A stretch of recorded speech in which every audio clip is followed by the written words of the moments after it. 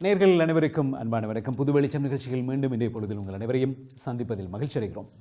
ஒரு முக்கியமான விடயத்தை இன்றைய பொழுது நாங்கள் உரையாடலுக்காக எடுக்கிறோம். இது ஸ்ரீலங்காவுக்கான GSP+ ஐரோப்பிய ஒன்றியத்தில் இருந்து 2005ஆம் ஆண்டில் இருந்து வழங்கப்பட்டு வந்த ஒரு சூழலில் 2010ஆம் ஆண்டில் அது இடைநிறுத்தப்பட்டது என்கிற தகவல்கள் அத்தனையும் நீங்கள் அறிவீர்கள். சித்திரவதைகள், கடத்தல்கள் போன்ற மனித உரிமை மீறல்கள் குறித்த 15 குற்றச்சாட்டுக்கள் ஸ்ரீலங்கா அரசின் மீது சுமத்தப்பட்ட நிலையில் அது குறித்து அவர்கள் போதுமான நடவடிக்கை எடுக்கவில்லை என்கிற காரணங்களை காட்டி அந்த GSP+ சலுகை, வர்த்தக வரிச்சலுகை என்று சொல்ல வேண்டும், அது நிறுத்தப்பட்டிருந்தது. இப்போது இந்த ஆண்டு மீண்டும் அதனை ஸ்ரீலங்காவுக்கு வழங்கலாம் என்பது பற்றிய ஒரு உரையாடல்கள் பிரசல்ஸில் ஏற்கனவே ஆரம்பமாகி இருக்கின்றன. வருகின்ற மே மாதம் வரைக்குள் இந்த முடிவுகள் எடுக்கப்பட்டு விடுமாக இருந்தால் நிலைமைகள் ஸ்ரீலங்காவுக்கு சாதகமாக மாறி அவர்களுக்கு GSP+ சலுகை மீண்டும் கொடுக்கப்படக்கூடும் என்பதற்கான எதிர்ப்பு கூறல்கள் இருக்கின்றன. இந்த ஒரு சூழலில் ஸ்ரீலங்கா அரசுக்கு போர்க்குற்றம், இனப்படுகொலை, மனித உரிமை மீறல் போன்ற துறைகள் தொடர்பில் அழுத்தம் கொடுக்கும் கருவியாக இருக்கக்கூடிய பொருளாதார அழுத்தத்தை எவ்வாறு தமிழர்கள் கொடுப்பது? GSP+ கிடைக்கின்ற பட்சத்தில் அது மிகப்பெரிய ஒரு சலுகையாக ஸ்ரீலங்காவுக்கு மாறும். மாறாக இந்த குறிப்பிட என்னென்ன காரணங்களுக்காக நிறுத்தப்பட்டதோ அந்த காரணங்கள் இன்னமும் தொடர்ந்து கொண்டிருக்கிற வேளையில் ஐரோப்பிய ஒன்றியம் எவ்வாறு இந்த சலுகையை மீண்டும் அவர்களுக்கு வழங்க முடியும்? இது பற்றிய கேள்விகளோடு இன்றைய பொழுது ஒரு உரையாடல் அங்கத்துக்கு நாங்கள் வருகிறோம். ஐரோப்பாவில் தொடர்ச்சியாக மனித உரிமை பணிகளிலும் பிரசல்ஸ் ஐரோப்பிய ஒன்றியத்தினுடைய பலவித கூட்டத்தொடர்களுக்கும் சென்று தொடர்ச்சியாக பணியாற்றி வருகிற 2 மனித உரிமை செயற்பாட்டாளர்கள் இன்றைய பொழுது நேரடியாக எங்களோடு இணைந்து கொண்டிருக்கிறார்கள். பிரான்சிலிருந்து கஜன் எங்களோடு இணைந்து கொண்டிருக்கிறார். கஜன், உங்களை நாங்கள் வரவேற்கிறோம். வணக்கம். IBC தொலைக்காட்சியினர்கள் அனைவருக்கும் வணக்கம். அதேபோன்று மறுமுனையில் தொலைபேசி வழியாக எங்களோடு பொஸ்கோ இணைந்து கொள்கிறார். பொஸ்கோ மரியதாஸ், இவர் ஐரோப்பிய ஒன்றியத்தில் தொடர்ச்சியாக இது சார்ந்த பணிகளில் ஈடுபட்டு வருகின்றவர். பொஸ்கோ, உங்களை நாங்கள் வரவேற்கிறோம். வணக்கம். நன்றி. வணக்கம் எல்லாருக்கும். ஆகவே இந்த இடத்தில் நேரடியாக உங்களிடமிருந்து உரையாடலை ஆரம்பிக்கலாம். நேர்கள், நாங்கள் நிகழ்ச்சியின் ஆரம்பத்தில் சில விடயங்களை பேசின பிறகு நீங்களும் இணைந்து கொண்டு உங்களுடைய கருத்துக்களை சொல்லலாம். உண்மையில் 2005ஆம் ஆண்டு முதற்கொண்டு இலங்கையிலிருந்து ஏற்றுமதி செய்யப்படுகிற 7500 பொருட்வகைராக்களுக்கு இந்த வரி விலக்கு என்பது, இந்த GSP+ சலுகை என்பது ஸ்ரீலங்காவுக்கு கொடுக்கப்பட்டு வந்தது. கிட்டத்தட்ட $2 பில்லியன் பெறுமதிகள் அது இருக்கக்கூடும் என்று சொல்கிறார்கள். உண்மையில் இந்த GSP+ பற்றி கொஞ்சம் சொல்லுங்கள் பொஸ்கோ, சுருக்கமாக. GSP+ என்று வருகிற பொழுதும் அதனால் ஸ்ரீலங்காவுக்கு கிடைக்கக்கூடிய லாபம், அதனுடைய பணப்பெறுமதி என்று ஏதேனும் இருக்கிறதா? முதல்ல இப்ப GSP+ சலுகை என்றது வளர்ச்சி அடைஞ்சிருக்கிற நாடுகளுக்கு யூரோப்பியன் யூனியனால ஒரு உதவியா அந்த நாடுகள் இன்னும் கூட வளர்ச்சி அடைவதற்காக ஒரு டாக்ஸ் சலுகை கொடுக்கிறது. அப்ப அந்த டாக்ஸ் சலுகை இப்ப இலங்கைக்கு இல்லாமல் பண்ணின 2010ஆம் ஆண்டுல இருந்து அது ஸ்ரீலங்காக்கு இல்லாமல் பண்ணினார். ஆனா அதோட மெயின் சாராம்சம் மனித உரிமை மீறல்களுக்கு அந்த நாடு எந்த ஒருபோதும் மனித உரிமை மீறல்களை மீறி இருக்கக்கூடாது. அந்த வகையில இப்ப இன்றைக்கு இலங்கைக்கு அது அந்த GSP+ சலுகை கிடைக்குதுன்னு சொன்னா அது ஒரு என்னன்னு சொல்றது, முதலாவது இன்வெஸ்ட்மெண்ட் பண்ற பெரிய பெரிய வர்த்தகங்கள் இதுகளுக்கு எல்லாம் அது ஒரு கேரண்டியான நாடுன்ற அர்த்தம். அதனால இன்னும் கூட அந்த நாட்டுல போய் வர்த்தகர்கள் போய் இன்வெஸ்ட் பண்ணுவார்கள். அதே வேளையில அந்த நாட்டோட இதுக்கும் டூரிசமுக்கும் கூட அது ஒரு பிளஸ் பாயிண்டா வரப்போகுது. இப்ப என்ன நடந்து விட்டது? இந்த மாற்றத்துக்கு என்ன காரணம்? போதும் 2010ஆம் ஆண்டு மிகப்பெரிய போராட்டங்கள், மிகப்பெரிய அழுத்தங்கள், இவற்றுக்கு மத்தியில் இந்த மனித உரிமை மீறல், மனித உரிமைகளை மதிக்கவில்லை என்கிற 15 குற்றச்சாட்டுகளின் பேரில் இந்த சலுகையை ஐரோப்பிய ஒன்றியம் நீக்கியிருந்தது. இப்போது 5 ஆண்டுகள் கடந்து, மன்னிக்க வேண்டும், கிட்டத்தட்ட 9 ஆண்டுகள் கடந்து, இல்லை 2010 என்று சொல்லி சொன்னால் 6 ஆண்டுகள் இல்லையா, 6 ஆண்டுகளுக்கு பிறகு மீண்டும் இதனை வழங்குவதற்கான வாய்ப்பு என்ன அடிப்படையில் உருவாகி இருக்கிறது? அங்கே நிலைமைகள் மாறிவிட்டது என்கிற அடிப்படையில் தானா இது உண்மையில்?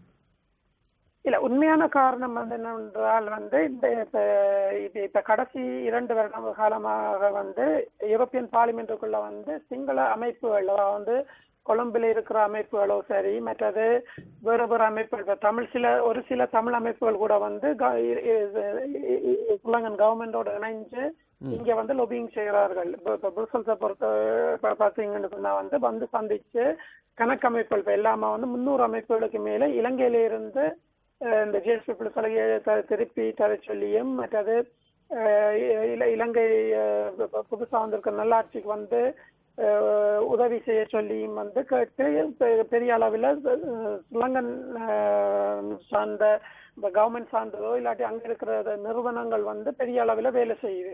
ஆனா நாங்கள் வந்து இப்ப தமிழ் சமுதாயம் வந்து இப்ப நிறுவனப்படுத்தப்பட்டு புருசல்ஸை பொறுத்த மட்டும் ஒரு அமைப்பு கூட வந்து வேலை செய்யவில்லை.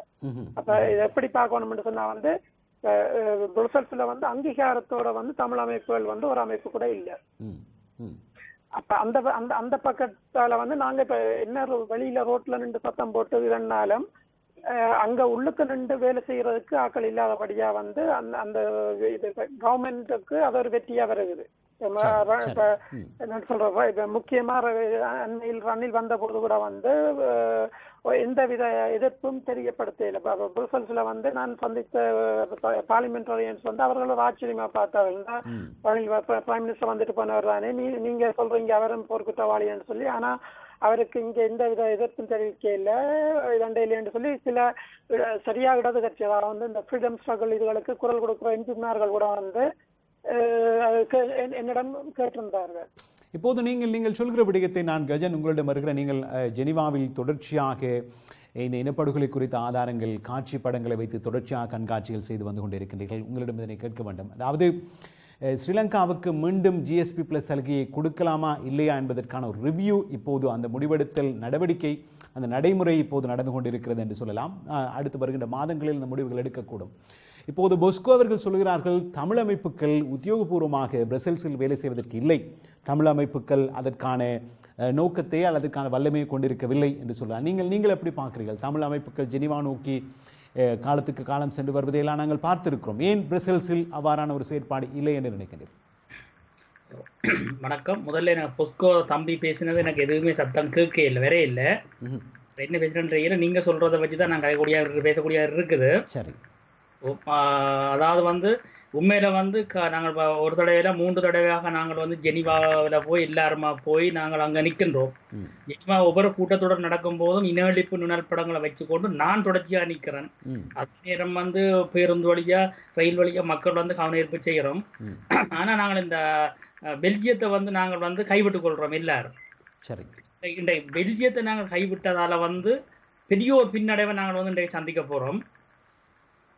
இப்போ கூட நாங்கள் கெட்டு போகையில் எப்படின்னு கேட்டால் நாங்கள் இனியாவது நாங்கள் பெல்ஜியத்தில் வந்து ஒரு நிரந்தரமாக நாங்கள் எங்களுக்கு ஒரு அலுவலகத்தை எடுத்துக்கொண்டு அங்கே நாங்கள் தங்கியிருந்து வேலை செய்வோமாக இருந்தால் ஐரோப்பா நாடுகளுக்குரிய தலைநகரம் அங்கே தான். இந்த ஐரோப்பா நாடுகளுக்குரிய சகல அதிகாரிகளும் அங்கே தான் வந்து போகிறவ நான் இலகுவாக நாங்கள் வேலை செய்யலாம். இல்லைன்னு சொன்னால் உண்மையில எங்களுக்குரிய நியாயம் எங்களோட நீதி கைவிட்டு போகும் என்றால் இந்த நேரத்தில் சொல்லக்கூடிய இருக்குது. இதற்கு என்ன காரணம் என்று நினைக்கிறீர்கள்? இப்போது ஐரோப்பாவில் பல அமைப்புகள் இந்த நீங்கள் சொல்வது போன்று பஸ்களில் ரயில்களில் சென்று ஜெனீவா நோக்கி பல போராட்டங்கள் செய்கின்றன. இங்கே பல அமைப்புகள் இருக்கிறார்கள். இவர்களுக்கு ஏன் இந்த பிரசல்ஸ் குறித்த கவனம் செலுத்தவில்லை என்பதற்கு இவர்கள் இதனை அக்கறை குறைவாக பார்த்திருக்கிறார்கள் என்று நினைக்கிறீர்களா, அல்லது போதுமான பலம் இல்லை என்று நினைக்கிறீர்களா? என்ன தமிழ் அமைப்புகள் மத்தியில் எப்படியான ஒரு உணர்வு இது குறித்து காணப்படுகிறது? இல்லை, எல்லாரும் வந்து எப்படி எடுக்கிறோம்னா மனித உரிமை என்ற இடத்தோடும் ஐநா சபையோடு எல்லாரும் நின்று கொள்ளுறோம் தான் என்னை பொறுத்தவரை இருக்குது. ஆனால் நான் வந்து இப்போ ஒரு 3 ஆண்டு காலமாக வந்து நான் பேரை சொல்ல விரும்பல, கேட்காத ஆட்கள் இல்லை, எல்லார்ட்டையும் நான் போய் கேட்டேன். நாங்கள் ஒரு அலுவலகம் துறப்போம், அங்கே நிற்போம், தொடர்ச்சியாக நாங்கள் ஒரு தமிழீழத்தின் தூதரம் எப்படியோ அதே மாதிரி அங்கே இருந்து வேலை செய்வோம். எத்தனையோ பேர்கிட்ட கேட்டு தெரிஞ்சு நாங்கள் உண்மையில அலுவலகம் எடுக்கிற பொருளாதார நெருக்கடி காரணமாக தான் எங்களால் கை தூக்க முடிய இல்லை. இருந்தும் இந்த தம்பியும் ஒரு சிலர் போறவன், ஆனால் துப்புரா போதுமானவங்க எங்கிட்ட இல்லை. இதை வந்து எல்லாரும் கவனம் எடுக்கணும் இந்த நேரத்தில். ஏனென்றால் தவறுகள் விடுற வளமை எல்லாமே வளமை. ஆனால் நாங்கள் எல்லாரும் அதாவது ஐநா சபை எப்படி பார்க்குறோமோ அதை விட 100 மடங்கு நாங்கள் ஐரோப்பா இந்த பாராளுமன்றத்தை நாங்கள் வந்து வேலை செய்யணும்ன்றதை இந்த இடத்துல சொல்கிறோம். ஆனால் உண்மையில எங்கிறது என்னுடைய தவறு தான் இருக்குது. ஏன்னா நான் கூட வந்து 3 தடவை ஐநாவில் கொண்டே படம் வச்சு கொண்டு இருக்கிறேன். ஆனால் பெல்ஜியத்தில் 2 வரையும் இல்லை. இந்த போன ஒரு கடந்த மாதம் வந்து நான் போகிறதுக்கு ஏற்பாடு செய்திருந்தேன். நான் உண்மையில வந்து என்னுடைய பொருளாதார நெருக்கடி காரணமாக தான் நான் அந்த இடத்துக்கு என்னால் செல்ல முடியனா போயிருந்தது. இந்த இடத்தில் போஸ்கோ உங்களிடம் கேட்பதாக இருந்தால் உண்மையில் என்ன நடக்கிறது? இப்போது எங்களுக்கு நாங்கள் கேள்விப்படுகிறோம் இந்த ஐரோப்பிய ஒன்றியத்தில் இருக்கக்கூடிய நாடுகள் அவற்றினுடைய பிரதிநிதிகள் அதனுடைய அம்பாசிடர்கள் எல்லோரும் ஒன்று கூடி இது குறித்து பேசவிருக்கிறார்கள் என்கிற ஒரு தகவல் எங்களுக்கு வருகிறது. இந்த மாதத்தில் அப்படியான கூட்டம் நடக்கப்படுகிறது என்கிற தகவல் இருக்கிறது. மறுமுனையில் வருகின்ற 2017 மே மாதத்துக்கு இடையில் ஜிஎஸ்பி பிளஸை கொடுப்பதா இல்லையா என்கிற முடிவு எடுக்கப்பட்டாகிவிடும் என்று சொல்லப்படுகிறது. உண்மையில் இந்த நடைமுறைகளை சொல்லுங்கள். என்ன நடக்கப் போகிறது அங்கே? இப்போது தமிழர்கள் எதுவும் செய்ய வேண்டுமாக இருந்தால் என்ன செய்ய முடியும்? அங்கே என்ன நடக்கிறது? இந்த நடைமுறைகள் அடுத்தடுத்து எப்படி நடக்கும் என்று நினைக்கிறீர்கள்? இப்போது எடுத்துக்கொண்டீங்கன்னு சொன்னா வந்து ஒவ்வொரு இந்த ஜிஎஸ்பி பிளஸ் வந்து இந்தியன் யூரோப்பியன்ல வந்து கோர்பரேட்டிவ் என்று சொல்லி, அதாவது வந்து எம்பசடர் லெவல்ல வந்து ஒவ்வொரு கிழமையில ஒரு நாள் நடக்கும். அதே வேளையில இப்ப என்னன்னு சொல்ற, இப்ப வார 20ஆம் தேதி எடுத்துக்கொண்டீங்கன்னு சொன்னா வந்து இந்த கோர்பரேட்டிவோட மீட்டிங் வந்து ஃபுல்லா இந்த என்னன்னு சொல்றது பாதுகாப்பு செக்யூரிட்டி இதுகள் சம்பந்தப்பட்ட ரீதியாக தான் நடக்க போகுது. அப்ப அந்த இதுல வந்து இப்ப நாங்க வந்து எவ்வளவு கூட ப்ரெஷர் கொடுக்குறோமோ அவ்வளவுக்கு வந்து இப்ப என்னன்னு சொல்ற, இப்ப எங்களுக்கு வார 20ஆம் தேதி சொன்னா வார திங்கட்கிழமைக்குள்ள வந்து நாங்க ஒரு 100, 150, 200 அமைப்புகள் வந்து அறிக்கைகள் சமர்ப்பித்தோம் என்று சொன்னால் உடனடியா யூரோப்பியன் பார்லிமெண்ட்டுக்குள்ள பெட்டிஷன் கமிஷன் என்று சொல்லுவார்கள். அந்த பெட்டிஷன் கமிஷன் மூலமா உடனடியா எங்கட விஷயத்தை கொண்டு வர வைக்கலாம். அதே வேளையில சப் கமிட்டி ஹியூமன் ரைட்ஸ் என்று சொல்லி மனித உரிமைக்கான சப் கமிட்டி என்று ஒன்று இருக்குது. அந்த கமிட்டியில கதைக்க வைக்கலாம். அதே வேளையில என்ன சொல்றது, இதுக்கு அடுத்த ஸ்டெப் தான் இந்த cooperative director ambassador level meeting. அப்ப அந்த அம்பாசிடர் லெவல் மீட்டிங்க்கு வந்து நாங்க எங்களுடைய பிரதிநிதிகளை கூட வந்து நாங்க அம்பாசிடர்மார்கள் மூலமா ப்ரெஷர் கொடுத்து அந்த கோஆபரேட்டிவ் மீட்டிங்ல வந்து எங்களுக்கு கதைக்கிறதுக்கான இதுகளை கேட்கலாம். சரி. அப்ப ஆனா இதுல இப்ப இருக்கிற பிரச்சனை என்னதுன்னா வந்து முதல்ல இது வேலை செய்யற அமைப்புகள் வந்து கொஞ்சம் நிறுவனப்படுத்தி அந்த புருசல்ஸ்ல வந்து வேலை செய்யறதுக்கான ஃபுல் சப்போர்ட்டை வந்து கொண்டு வரும். அது நடைமுறை சாத்தியம் என்று நினைக்கிறேன். எப்படி அது சாத்தியமாகும்? அது சாத்தியமாகும் நினைக்கிறீர்களா? இது என்ன அதற்கு என்ன தடையாக இருக்கிறது? இப்ப நடைமுறையை சாத்தியப்படுத்தக்கூடிய மாதிரி இருக்குது. ஆனா பிரச்சனை வந்து இப்போதைக்கு ஆக்கள் பவர் இல்லை. இன்றைக்கு வந்து எடுத்துக்கொண்டீங்கன்னா என்னால நான் ரெஸ்பான்சிபிள் இருக்கிற அமைப்புகள் வந்து 3 அமைப்பு வந்து அந்த கமிஷன் யூரோப்பியனால வந்து அங்கீகரிக்கப்பட்ட அமைப்பு இருக்குது. ஆனா அந்த அமைப்புகளுக்கு வேலை செய்யறதுக்கு ஆட்கள் இல்லை. இப்போது இந்த நீங்கள் குறிப்பிடுவர்களிடம் அதாவது மனித உரிமை மீறல் விவகாரம் என்று வருகிற பொழுதும் ஜெனீவாவில் மனித உரிமை கூட்டத்தொடர் நடக்கின்ற போதெல்லாம் தமிழர்கள் மிக தாராளமாக வேலை செய்கிறார்கள், பல அமைப்புகளும் ஒன்று கூடி பணியாற்றுகிறார்கள் என்றெல்லாம் இருந்த போதும் நேரடியாக ஸ்ரீலங்கா அரசினுடைய போர்க்குற்றங்கள், இனப்படுகொலை, மனித உரிமை மீறல்கள் போன்றவற்றை நிறுத்துவதற்கான அழுத்தத்தை கொடுப்பதற்கு காரணமாக இருக்கிற பொருளாதார அழுத்தத்தை கொடுப்பது இந்த ஜிஎஸ்பி பிளஸும் ஒன்றாக இருக்கிறது. அந்த பொருளாதார அழுத்தத்தை கொடுக்கிற பிரதேசத்தில் அந்த விடயத்தில் போதுமான அக்கறை காட்டப்படவில்லை என்பது போன்றதான உங்களுடைய கருத்து வருகிறது. உண்மையில் இந்த ஜிஎஸ்பி பிளஸ் எவ்வளவு பெரிய விவகாரம்? ஸ்ரீலங்காவை பொறுத்தவரைக்கு எந்தளவு தூரம் முக்கியம் ஜிஎஸ்பி பிளஸ்? அது நிறுத்தப்பட்டதனால் அதற்கு ஏற்பட்ட பாதிப்பு அல்லது மீண்டும் கொடுக்கப்படுவதனால் அதற்கு இருக்கக்கூடிய பலம், இதை நீங்கள் எப்படி நீங்கள் வரையறுத்து சொல்லுவீங்க? இதை நீ எப்படி பார்க்கணும்னு சொன்னா வந்து இன்றைக்கு உலக ரீதியா வந்து மனித உரிமைக்கு வந்து முதலாவது இடம் வந்து யூரோப்பியன் யூனியன். அப்ப அந்த யூரோப்பியன் யூனியனோட பெரிய கருவி தான் இந்த ஜிஎஸ்பி பிளஸ். அப்ப அந்த இதை வந்து இப்ப இலங்கைக்கு வந்து அந்த ஜிஎஸ்பி பிளஸ் சலுகை கிடைக்குதுன்னு சொன்னா அது வந்து இலங்கை நாட்டுக்கு வந்து ஒரு கௌரவ இமேஜ் கொடுக்குது. இந்த நாடு வந்து ஒரு மனித உரிமை மதிக்கிற நாடு, மற்றது இதோட தொடர்ந்து வேலை செய்யலாம்னு சொல்லி மற்ற நாடுகளுக்கு வந்து அது ஒரு அந்த நாட்டுக்கான ஒரு நல்ல ஒரு இமேஜ் கொடுக்குது. அப்ப இதை நாங்க அந்த என்னன்னு சொல்றது, இப்ப முதல் ஏற்கனவே சொன்ன மாதிரி பிசினஸ் ரீதியாக கூட வந்து நல்ல ஒரு இது கிடைக்குது. அதே வேளையில் இப்போ இனி வந்து நாங்கள் இப்போ ஜெனிவால கொண்டு போய் ஹியூமன் ரைட்ஸ் ஐக்கிய நாடு சபையில வந்து அனைத்துலக விசாரணை என்று நிற்கிறோம். ஆனா அதுக்கு கொண்டு போறதுக்கு நாடுகள் முன் வரணும்னு சொன்னா வந்து முதல்ல ஏற்கனவே இப்ப இந்த இந்தியன் யூரோப்பியன் போன்ற ஸ்ட்ரக்சர்களோட டிசிஷன் வந்து முக்கியம். நீங்க வடிவா பாத்தீங்கன்னு சொன்னா தெரியும், யூரோப்பியன் யூனியன் வந்து பல நாடுகள், யூரோப்பியன் யூனியன்ல இருக்கிற பல நாடுகள் வந்து கடந்த ஐக்கிய நாடு பொது சபையில வந்து ஐக்கிய நாடு மனித உரிமை கவுன்சில்ல வந்து சொல்லி இருக்குது அனைத்துலக விசாரணை தேவை. இப்போ பிரான்ஸ் போன்ற நாடுகள் கூட வந்து டிரெக்டா சொல்லி இலங்கைக்கு வந்து அனைத்துலக விசாரணை தான் தேவை என்று சொல்லி. அப்ப அப்படி வந்து இருக்கிற பட்சத்துல இந்த மாற்றம் வந்து அந்த நாடுகளும் வந்து அவர்களுடைய கடுமான இதுகளை வந்து குறைச்சென்று போக போகுது.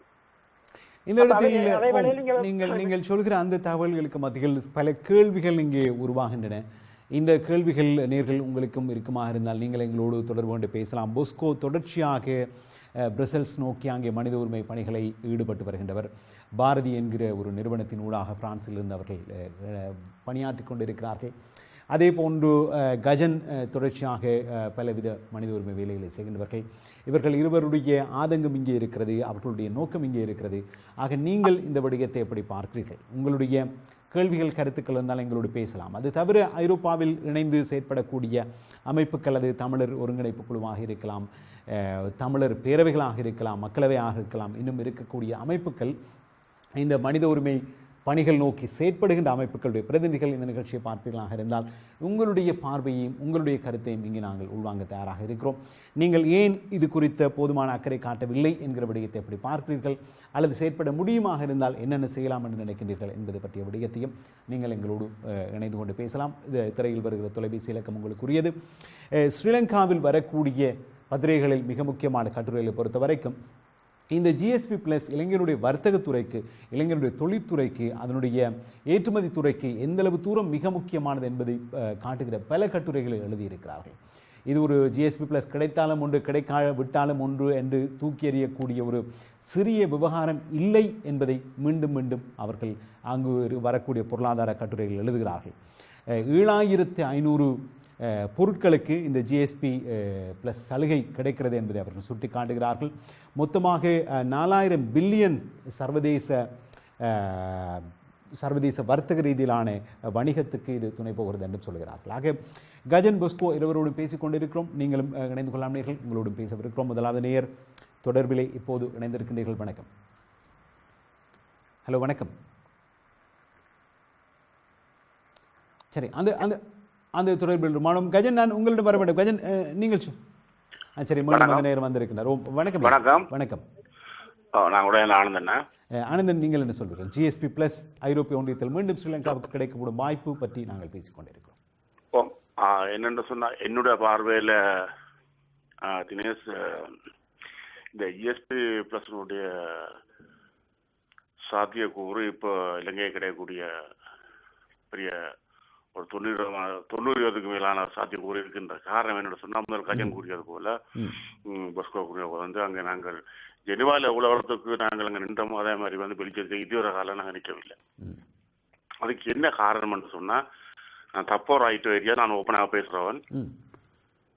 என்னென்னு சொன்னால், இன்றைக்கு இந்த டயப்ராஸ் புலம்பெயர் நாட்டில் உள்ள அமைப்புகளில் இருந்து இங்கே உள்ள மக்களை எல்லாருமாக வந்து இன்றைக்கு இலங்கையிலே அவர்கள் தங்களுடைய ஒரு வியாபார தலங்களாக அங்கே மாற்றிக்கொண்டிருக்கின்றார்கள்.